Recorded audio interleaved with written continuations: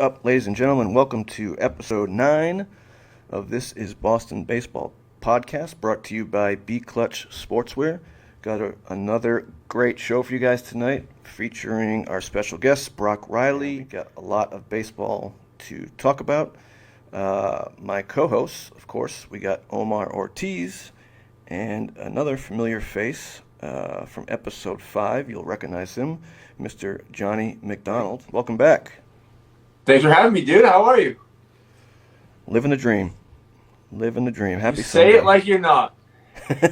Does anyone ever? Say it like you mean it, pal. Does anyone ever say it like they mean it? I do, truly. But anyway, Dan, you know what I think, Dan? I think us three need to hang out more so we can bring some excitement in your life. There we go. Ooh, that'd be good. Just get you a little bit more positive and. I did just get a new kitten, so. Oh man. Yeah, I'm sure he's going to interrupt the show in a little bit and loves to sit. They're cute when they're kittens, dude. Once they're cats. Oh, I know.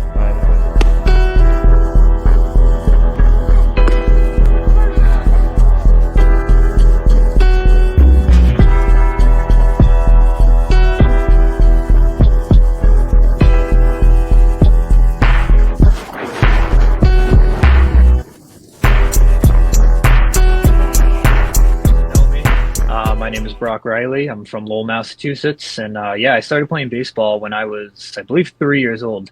I started really, really young. I always loved baseball. I was playing t-ball when I was, a wicked little kid. Always loved the game, always. When I was a little kid, I was obsessed with it. All I did was go outside and play baseball and wiffle ball with my cousins all day long. Genuinely had that love for the game that we were just talking about. It's all I thought about. It's all I watched. It's all I wanted to do. It's all we cared about in my neighborhood was baseball / wiffle ball. And that really gave me that love for the game. And growing up, I really stuck with it. Went on to have a good high school career at Lowell High School. Got to do a lot of cool things there, had amazing teammates, good coaches. But then after Lowell High, I had a couple of Division I offers and Division II offers as well, and ended up choosing Franklin Pierce out of high school because at that time, this was about actually exactly 10 years ago. So at the time when I chose Franklin Pierce, for anyone who doesn't know or isn't familiar with New England college baseball, Franklin Pierce was getting more kids drafted than the Division I programs in New England. They were, I think, the only school getting more kids drafted, and probably by like a single-digit number was, I believe, Boston College, and maybe UConn was around the same number. Don't get me wrong; those are two incredible schools.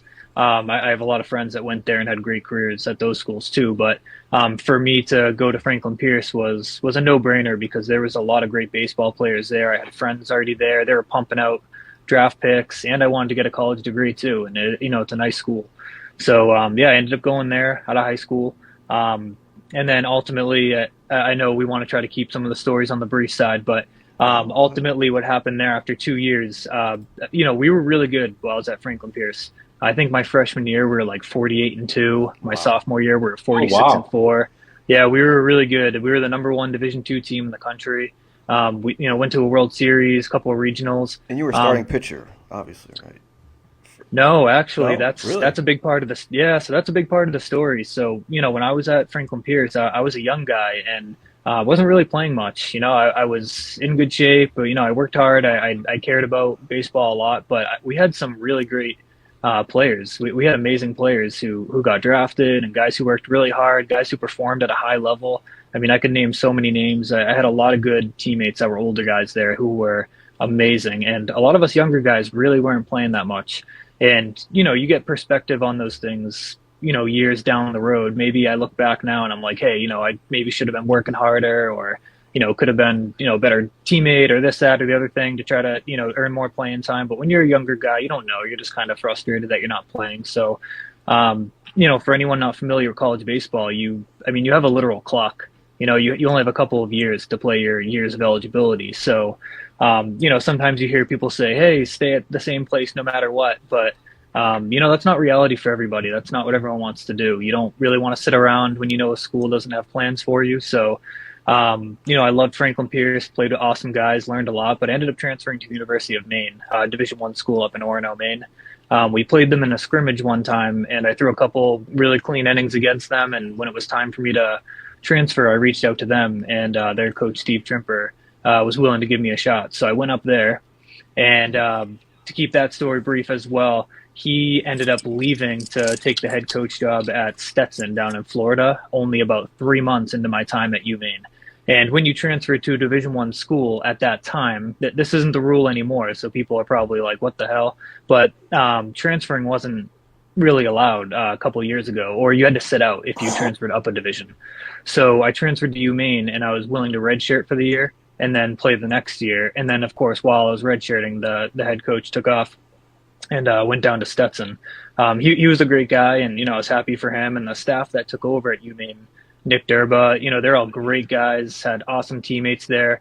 The staff was fantastic. I was teammates with Jeremy Pena, the World Series MVP from 2 years ago. He was our starting shortstop at UMaine. Nice. Yeah, so played with some really cool dudes there. And ultimately, at the end of my redshirt year there, me and the coach, we just kind of mutually decided to part ways.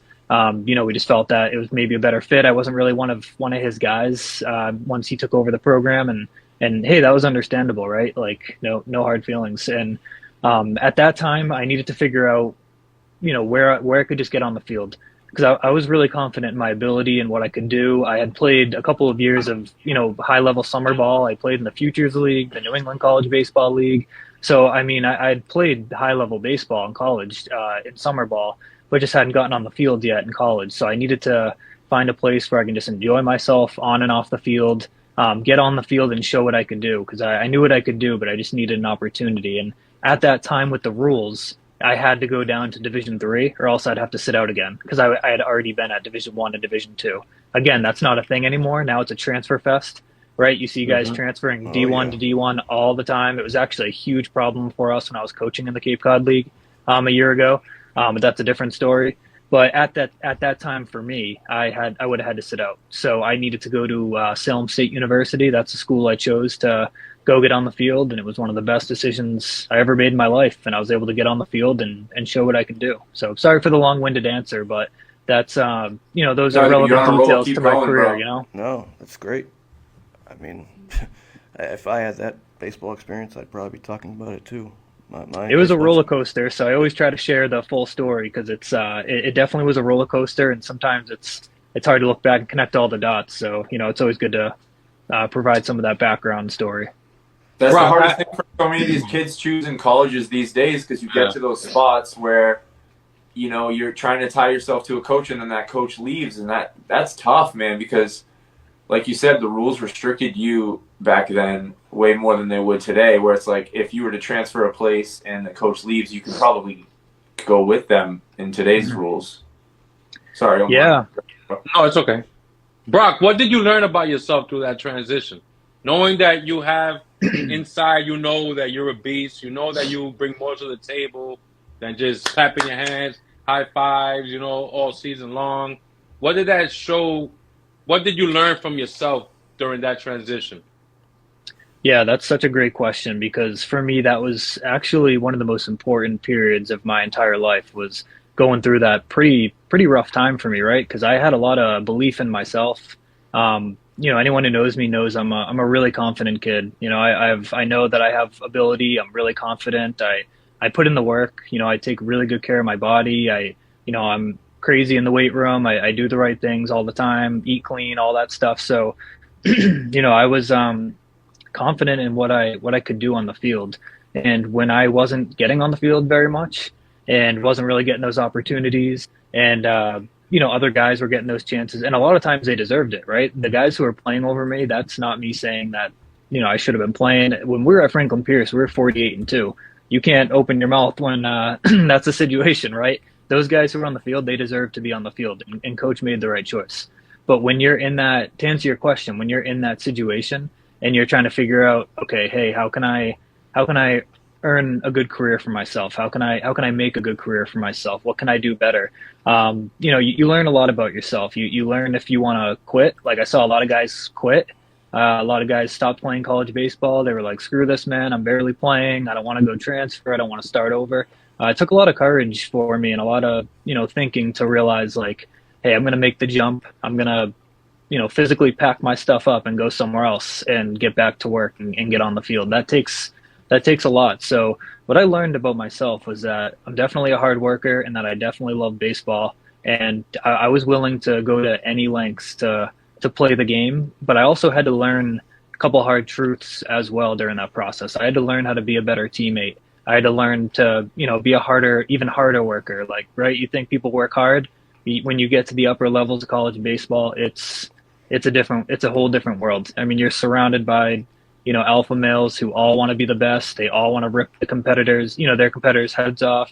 And you got to learn to be that way. And you gotta really develop that in yourself. You gotta reach that inner competitor inside of you and learn how to be like that too. So I had a lot of things I had to work on. I was young, I was immature, and I just had to become a better teammate, a better player, a harder worker, and a better person. And that was a really profound experience for me. And when I got to Salem State, found a good fit for me, I was able to really, really take off in my career. So you had like a real life Rudy situation. Rudy, I guess so. Rudy. Hey, sometimes you got to go through some hard crap to realize what you're made of, right? Sometimes you got to sit on the bench, and sometimes you got to get kicked in the nuts a few times and face some hard truths to make those changes, right? So I consider them. It sounds corny, but how many people do you know went through, tough stories or tough times in their sports careers, and then their careers were better because of it, right? So my career was definitely better because of some of those hardships and some of those tough times. I learned to just be a better baseball player because of it, for sure. Yeah, so speaking of that, so obviously whatever you did during that transition, you made it to the Cape Cod League, which is a huge, thing for any baseball player. That's like, obviously the best league, college league in the country. So how did you go from, not really playing in college to all of a sudden getting a call up to the Cape Cod League with the Chatham A's, no less? Yeah, that was probably the craziest year of my life. That was nuts. So, like I said, I had always put in the work. Like I was ready to get on the field and show what I can do. And I was in really good shape. I was ready to show it all off. When I finally got my chance at Salem State, I believe that was the spring of 2018. That was my coming out party. I just went off that year. I think I went like 7-2 with like 4 saves and, was up there on the leaderboards and a lot of the stats. So that's when you started pitching, more, like actually pitching. Yeah, that's when my career really started, my college career, when I was consistently getting on the field and playing. So for me, that was like my coming out party. I finally was getting consistent innings. I could finally show people and myself what I could do, and all that work I'd put in all those years just kind of all exploded and dumped out that spring. Hey, Brock, help us possible. fill out the timeline, dude. Was that when you went to the Cape Cod League? Was that during your years at Salem State, or? Yeah. So that relates to what I'm saying now. So it was that spring where I was really just going off at Salem State. Finally got on the field, and the Cape Cod League, that's the couple 100 best college baseball players in the country. So it's not easy getting an invite there. You got to play pretty well. So I had a really strong year at Salem State. And was consistently throwing in the low 90s, touching mid 90s here and there. That spring, Baseball America ranked me as a number 11 MLB draft prospect out of Massachusetts for the 2018 MLB draft. So I went from sitting on a bench, not really playing a lot, to all of a sudden in a span of like 5 months, had an amazing career year, and all of a sudden was pretty highly ranked by the most prominent baseball outlet in the United States for the MLB draft. So that was crazy. And then ultimately I went undrafted that year. I think a lot of people who know baseball know the MLB draft is nuts. It's like a crapshoot, right? I mean, there's guys who think they're going high who end up not getting picked at all. There's guys who, didn't even talk to a team, who end up getting drafted in like the 9th round as a senior sign, and they get like $500 so the team can save money for later rounds. It's a crapshoot. So I went undrafted. And to tie that back into the Cape Cod League, I was beginning my summer with the North Shore Navigators in the Futures League, throwing some innings for them. Chatham needed an arm, and one day I get a call on my phone, and I wasn't sure who it was, so I picked it up, and he goes, "Hey, is this Brock Riley?" I'm like, "Yeah, it is. Who's this?" And he's like, "Oh, this is Tom Holliday." And for anyone who doesn't know, Tom Holliday was the manager of Chatham. That's you guys remember Matt Holliday, the big leaguer? Yep. That's Matt's father, Tom Holliday. He was also a head coach at Oklahoma State. You guys know Jackson Holliday, the number 1 overall pick from a couple of years ago? That's his grandfather. That's so awesome. Yeah, so pretty amazing. So he called me and was like, "Hey, we need an arm. We saw your stuff. If you can get down here for a tryout, we'll give you a shot to try out for the team." And at that point, the season had just started in the Cape. So, I get down there. I drive down there after a game one night. Actually, I pitched that night for the North Shore Navigators, and then drove down to the Cape. Got there like 1, 2 in the morning, whatever. And then that morning, I had to work out for Chatham. So. I'm sore. I'm tired. How nervous were you? I was pretty nervous. I think I was definitely ready. Like I felt ready. I knew it was a huge opportunity for me. But I was definitely, there's some nerves though, for sure, because I knew that it was an important opportunity for me. So, you don't know who you're competing against for that spot, but it was pretty nerve wracking, right? The whole coaching staff was there. For my bullpen, they have the radar gun out and everything. And I guess I did pretty well because I ended up having one of the better bullpen sessions I've had, even though I had just pitched the previous night. I was hitting all my spots. My pitches were moving. My velocity was good. And at the end of the workout, he just goes, "All right, be back here for pregame and go pick up your jerseys." And I was like, "Holy crap, really?" So, Let's go.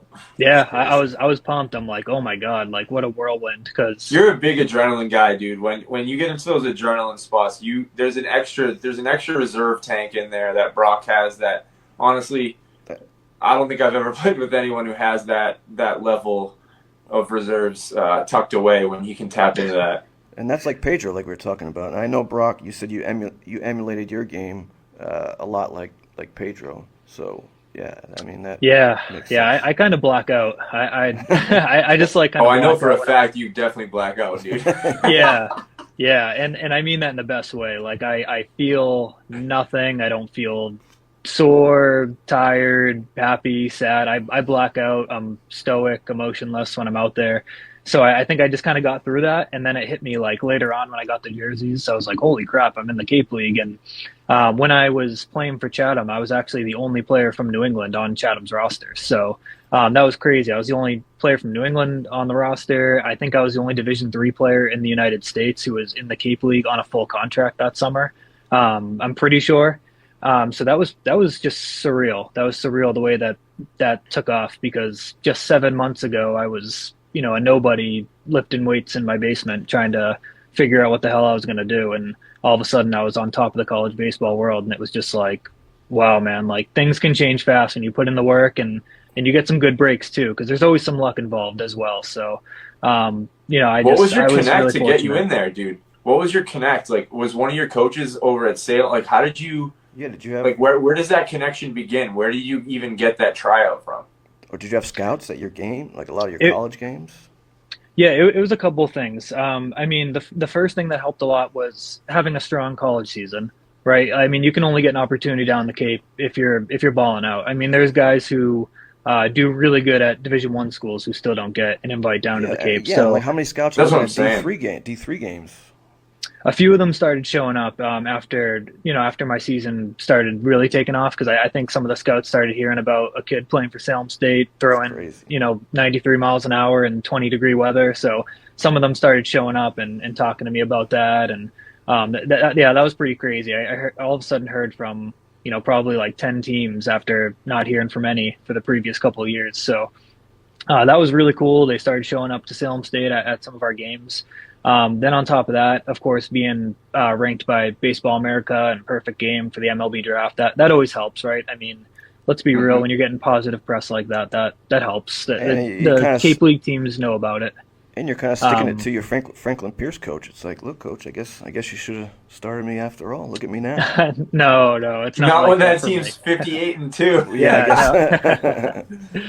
Maybe they would have been 58-0. They would have been 58-0. No way. Omar, I know you're joking, but they were great. And you know what, Coach Jason King I had at Franklin Pierce, he was amazing. He was a great baseball mind.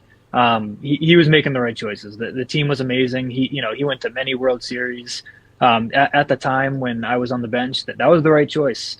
I wasn't one of the best players there at that time. So, I get it. I had a lot I needed to improve on, and that helped me become a better player later. So I'm actually thankful for, it being difficult for me early on, because that's what helped make me a good player. But to tie it back to your question, Johnny, yeah, it kind of just goes with some of the scouts who were there because the Cape League teams know about guys based on scouts' recommendations. Of course, some of the positive press from having a good season and being ranked for the draft, and then also a lot of times guys will reach out to teams as well. So I'd reached out to teams and let them know, like, hey, here's my stats, here's my rankings, stats, here's my videos, business yeah, card. like here's my.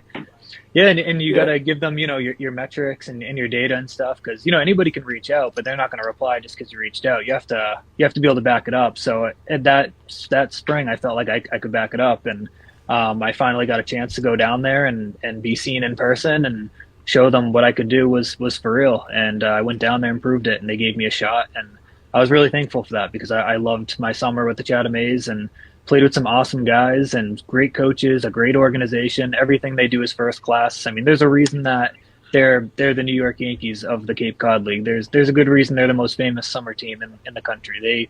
They do things the right way, So speaking of, I want to get to maybe some juicy details. So I think everyone here has probably seen the movie Summer Catch, right, with Jessica Biel and Freddie Prinze. Is it true that the Chatham A's have groupies? I know your family may be listening, so if you have to keep it PG, oh boy, go ahead. But he's an adult. It's okay. Brock, skip. Skip the question. No, don't. Yeah, the weather was great. The beaches were nice. The food Brock's was wonderful fiance Danielle. No, when I was down there, I was Danielle, and go ahead, Brock. Yeah, when I was down there, I was with my now fiance Danielle. We were dating even back then as well, even years before then as well. She was my high school sweetheart, so we were together. But I can't tell other people's stories. That's their stories. I'll definitely say that I know of some really, really good stories that I promise I would take to the grave with me. So that's what I'll be doing. So I plead the fifth here, but. I can say that there's a lot of attention there. I'll say that you're down there, you're young, you're the best athletes in the country. A lot of the, people are down there on vacation. A lot of girls are down there on vacation. And yeah, they are paying attention to the players. They're coming to the ball games. They're walking up to the bullpen. I actually got asked out by a Celtics cheerleader once. I told Danielle that, so that was okay. But yeah, I forget who she was, but but no, yeah, there was definitely. So Brock, when we played there this year down at the Cape, was that your first time back at that stadium? Yeah, I was gonna say that must have been special going back. Yeah, that was pretty cool, but that wasn't my first time back since I played because I went back in 2023 to be an assistant pitching coach and bullpen coach for Chatham. Right. So that was a lot of fun. So when I played for Chatham, that was 2018. And then I went back in 2023 when I decided to get into coaching. Tom Holliday offered me a spot to come help out and be an assistant pitching coach. So that was awesome. That was so cool going back there and then getting to go back there and play with you guys. That was fantastic. It's always good to have a reason to go back to Chatham. That's awesome. Go ahead, Don. I'm sure you guys know that they actually built a stadium for that movie. I originally thought it was that same field. So when I played there for that tournament, I was like, oh, cool, this is where the movie was filmed. Then I found out they actually built a baseball field just for that movie. But yeah, they filmed some of it actually in Chatham, like because I believe they filmed a lot of the baseball stuff down south somewhere. But there were a good amount of scenes that were actually filmed in Chatham. So yeah, that was pretty cool. I like that movie. I think it's a good baseball movie. It's pretty funny, and I can definitely confirm. Like I said, can't get too into specific names or anything like that. Everyone has their own stories, and those are private between teammates in the locker room. But I can definitely confirm there's a lot of shenanigans and fun that goes on at summer ball. There's a lot of good, crazy stories, guys doing crazy stuff, and I have so many good memories, with my teammates that I'm so thankful for because there's definitely some wild stories for sure. And I'm sure you know Robbie, the groundskeeper there. Yeah, Robbie's the man. He is so good at his job, man. No one loves their job more than he does. He's fantastic. That's for sure. Yep, he's the best. That field was beautiful. Yeah, he does an amazing job. He keeps that place, looking like a major league field. Other than the house in center field that's all white. Yeah, that wasn't. Yeah, that all white house in center field is the problem. Unless you're on the mound. Yeah. A lot of guys complain about that house that's out there. Yeah, They should put up a Oh battery line or man, something. oh man, that field is the worst field in Cape Cod to hit. We're facing a lefty from Vermont. Guy must have been like 6'8". That ball was just right when he let it go, it disappeared.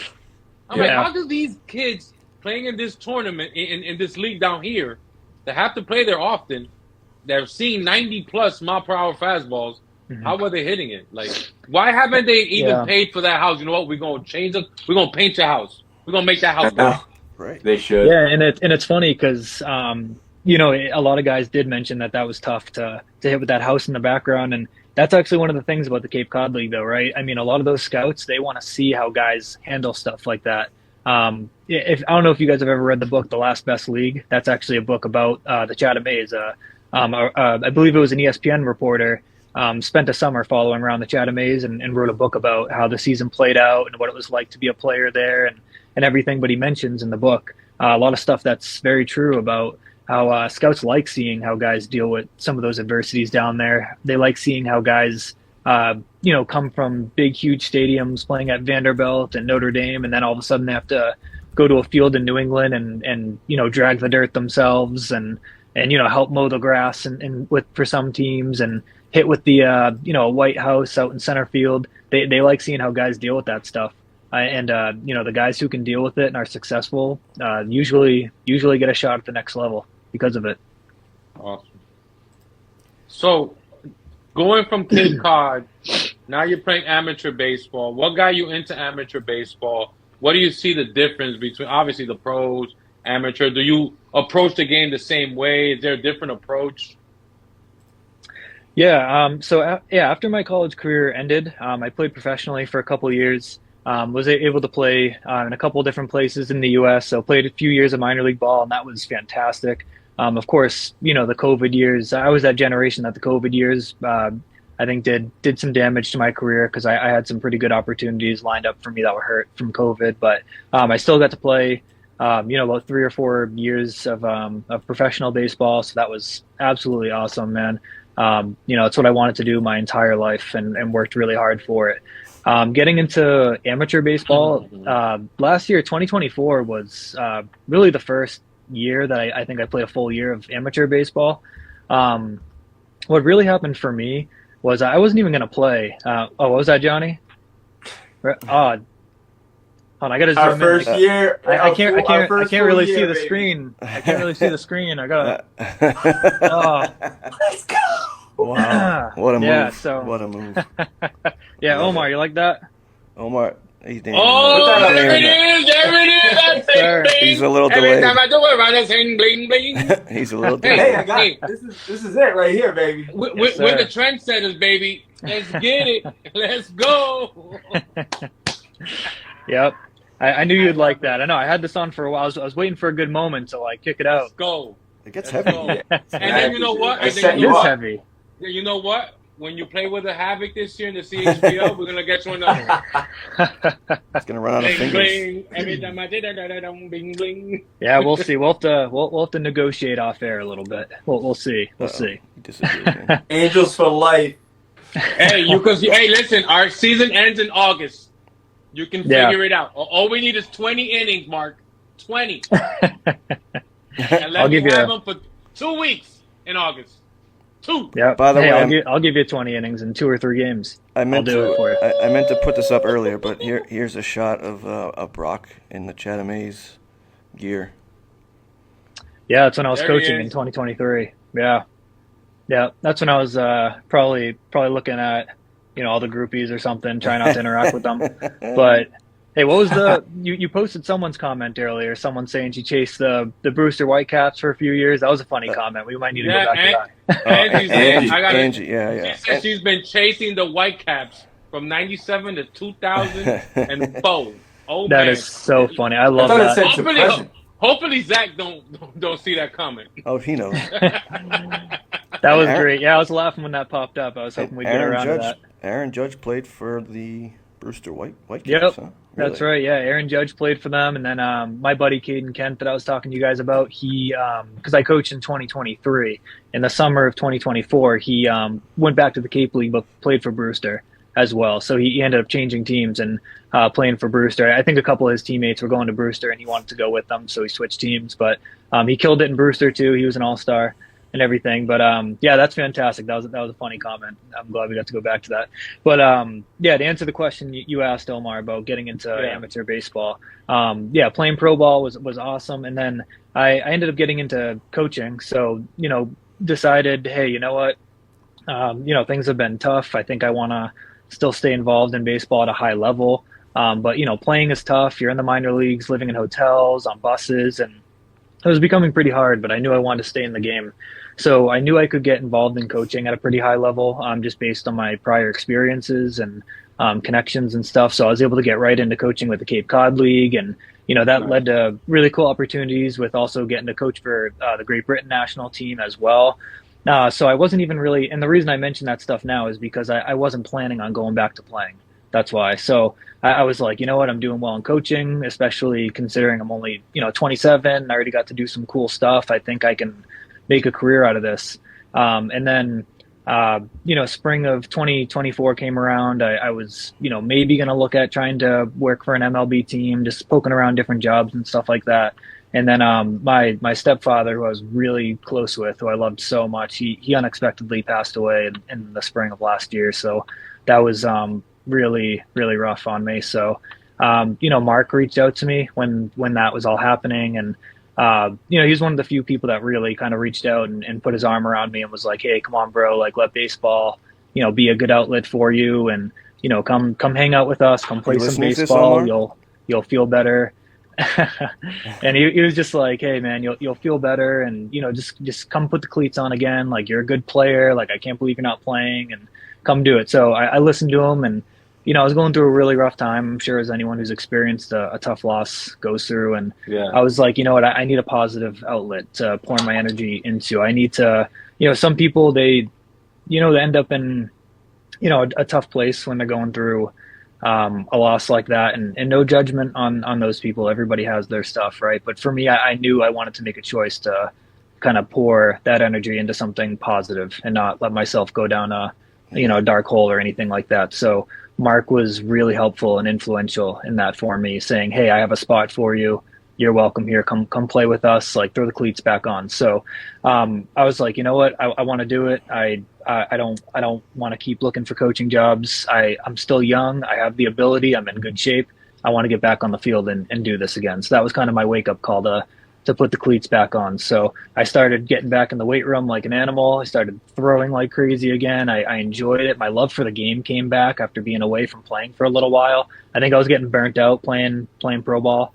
Like a lot of guys do. I think I was losing my love for the game, and that love for the game just all of a sudden sparked right back. And I just poured all of my energy into playing for the Angels, and just kind of pouring my heart out into every single game, and pouring my heart into my craft. I think anyone who knows me knows how serious I take it.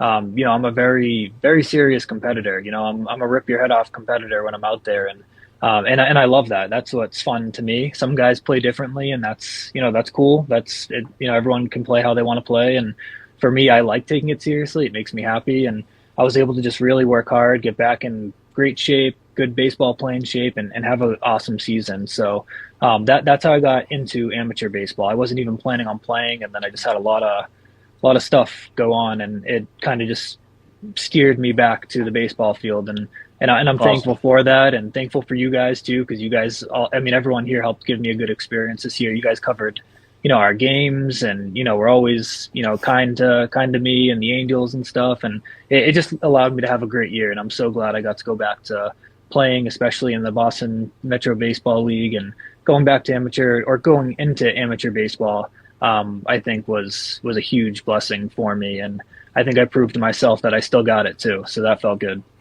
I mean, what's better than baseball, to just forget about life for, a couple hours? But I'm glad you brought it up, though, because you hear all the time the guys who have played pro, and they're not able to go back and play amateur just because they're so used to that level that they just, even though they still have plenty of talent, they can't seem to go backwards and play amateur ball. So it's great that you've done that.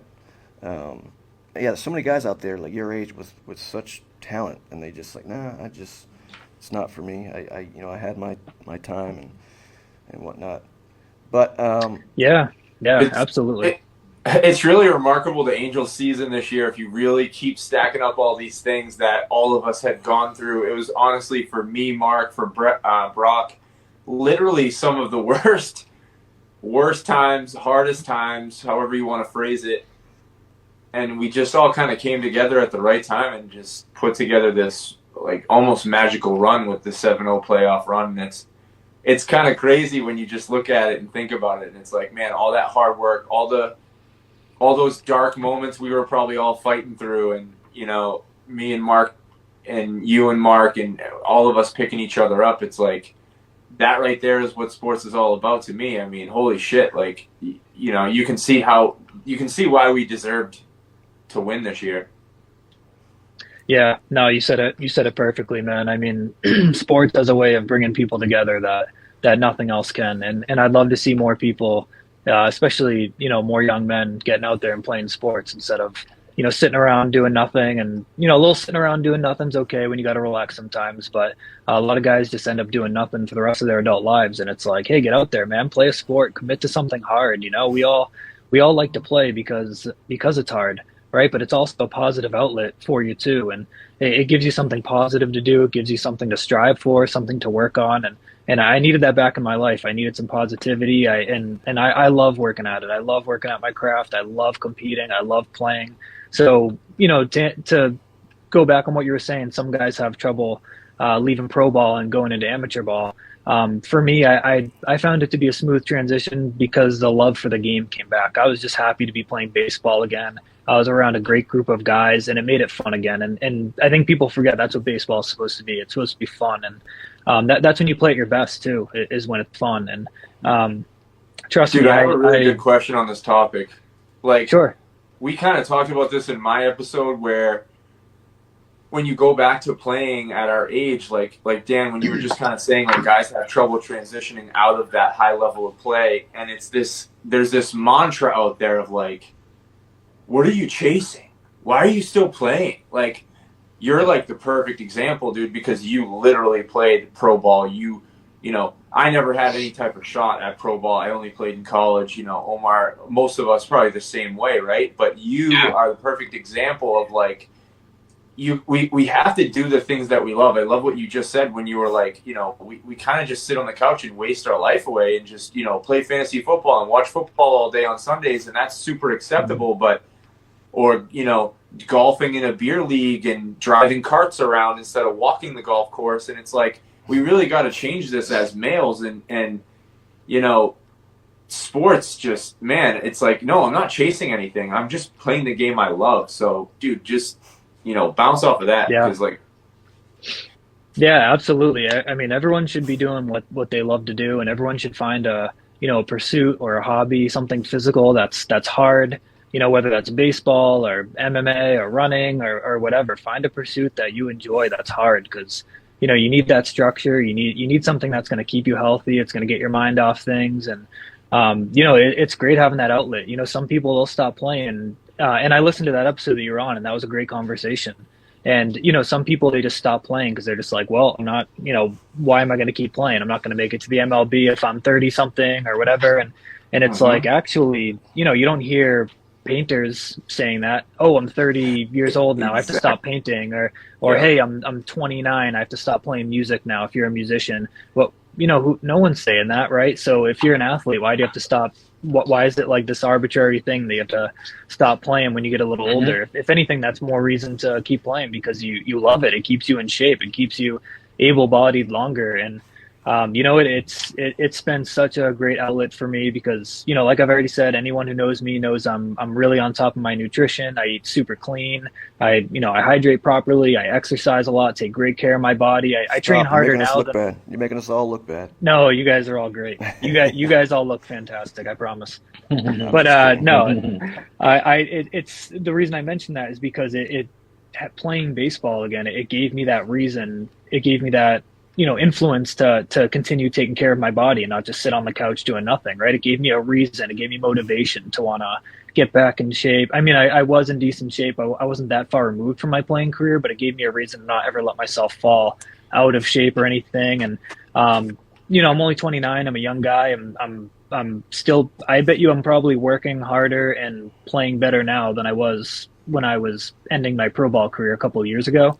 I feel amazing, and I'm not gonna lie to you. Sometimes I walk by my baseball equipment. It's like the Green Goblin mask calling to me. Sometimes I'm like, I should go play pro ball again, man, because I did have a couple of teams reach out to me over the past couple of months saying, hey, come play pro ball for us. And I those are private conversations. I won't say like what teams or anything, but teams had reached out to me, and I had considered going back to pro ball because I think, as Johnny and some other guys have seen, I definitely still got it. And if I commit more time to training, I think I can, Brock, just get like that those back. opportunities, dude, that came, just like those opportunities that came one day where Salem State ended up being the right opportunity. Dude, just keep working your ass off. Keep your faith high.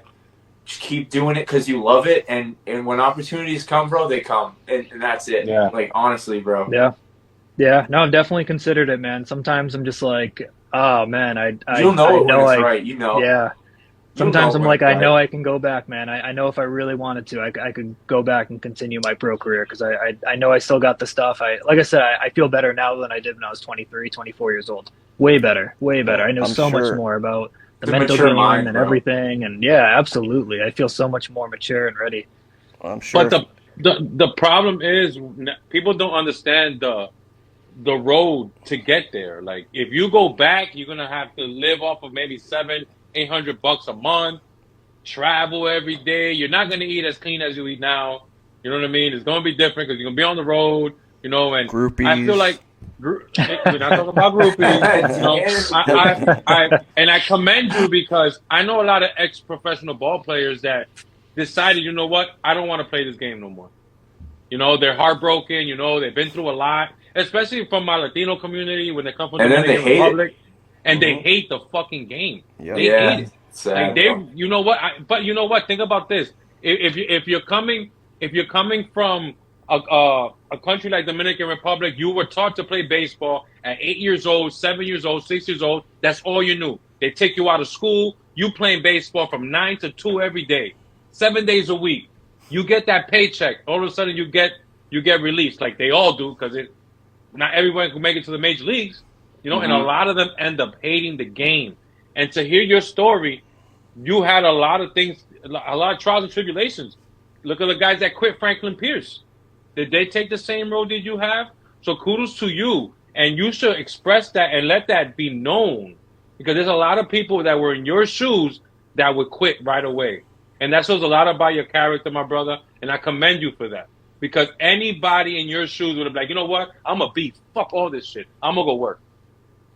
Because I've seen people do it. I appreciate that. And trust me, I had those moments too, for sure. I don't want anyone to think I didn't have those moments, because I definitely had those moments of, yeah, absolutely. I mean, I for sure had times where I was like, screw this, man. I don't want to play anymore. I was super frustrated and talking to my family about it. And but ultimately, sometimes you just got to let it out for a little bit. And then if the love for the game is still really there, you'll find your way back to the game. It's a hard game to walk away from. So I always found myself going back to the game, whether that was coaching, playing, whatever. And even now, a couple of years into coaching and then going back into amateur baseball and getting that competitive kick again. I mean, again, Johnny, all those guys have seen it, how competitive I am. I mean, it's really, I'm the most competitive person I know. Yeah, absolutely. Dude. And it makes me just want to keep playing, man. And I'm not saying I'm definitely going back to playing full time. I think my family would kill me if I did, but I've entertained a few conversations where I'm just like, oh man, I know I could if I really wanted to.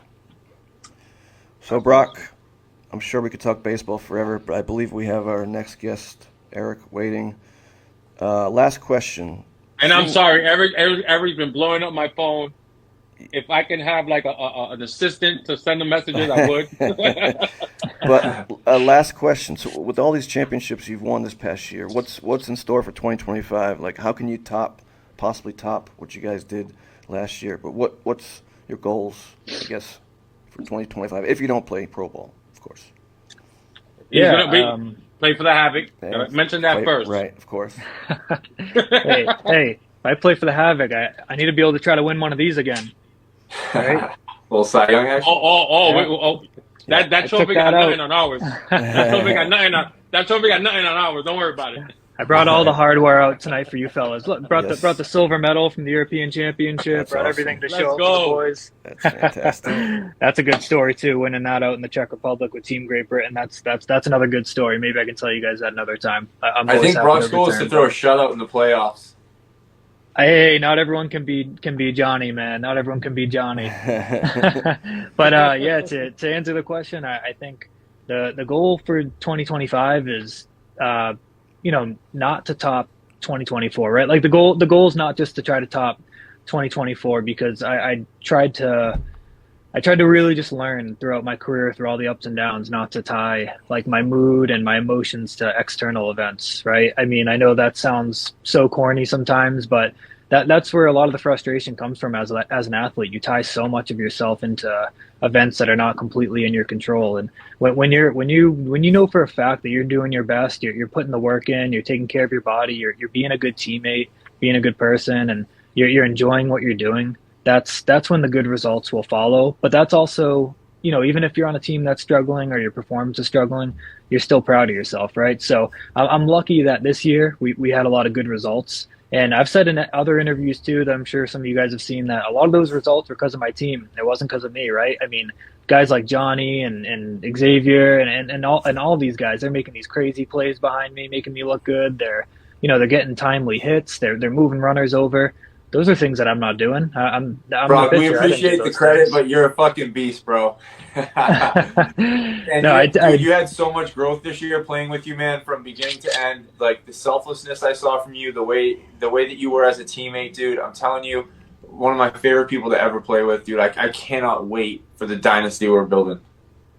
Hey, I appreciate that, man. That's high praise. And yeah, I mean it when I say, your teammates do so much of the work, and I tried my best to be the best pitcher and teammate that I could be, and do my job anytime I was out there on the field. But I was lucky to be around a group of guys that made it a lot easier and helped us get some hardware as well, because that's never just about one person. But the goal for 2025 is to just continue with my process, keep doing what I'm doing, train in a way that I genuinely enjoy and find fun, and still work hard, and just try to have fun at the ball field. And if we win, that's awesome. And if we lose, you forget about it once you step, out from between those lines. And yeah, you can think about it when you're in the gym and try to improve on things, but I'm not going to let it, get my mood down or my emotions down. I'm just going to let the game be fun again and just enjoy it. And if success continues, then that's awesome, man. Well said.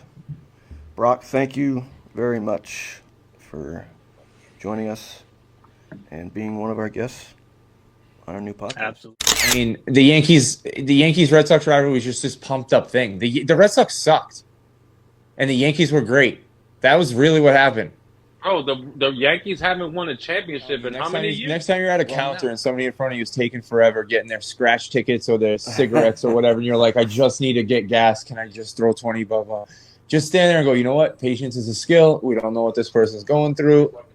Deploy empathy and grace. Yeah. Not enough of that's going on. That's Right. not just in the world, but in our baseball leagues and who we are as men. We've got to be better. We've got to love the game together. But it just goes to show you. It just goes to show you that this what's going on now goes on, like you said, in the whole baseball realm in Boston. Like people take things ego, man. People take things personal. People think they're better than other people. Like we all bleed the same color. We all breathe the same air. You know what I'm saying? Like we're all humans, and we're gonna make mistakes, and it's okay.